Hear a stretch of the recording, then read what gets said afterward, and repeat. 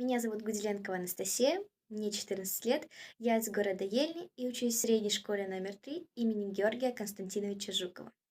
С детства я была активным ребенком и любила стоять на голове. Именно поэтому мама отдала меня в 8 лет в цирковую студию. До этого я ходила на танцы и даже умела делать колесо.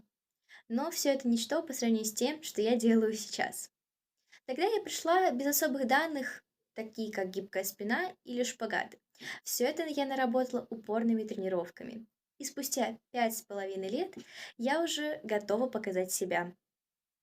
Мне полюбился жанр воздушная гимнастика. Ему я дала свое предпочтение. Мне очень нравится летать по сцене или под куполом цирка. Также я развиваюсь в сферах цирка, такие как акробатика, жонглирование или эквилибр. Это тоже очень сложно, но я не перестаю пробовать. Поэтому главные черты моего характера– это любить, а также не бояться уставать. Ведь я могу отдать всю себя любимому делу.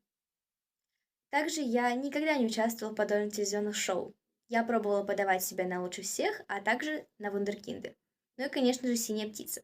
К сожалению, меня никуда не отобрали, но я не перестаю пробовать. Именно поэтому я хочу снова попытать свою удачу и доказать, что именно в моем городе есть талантливые люди.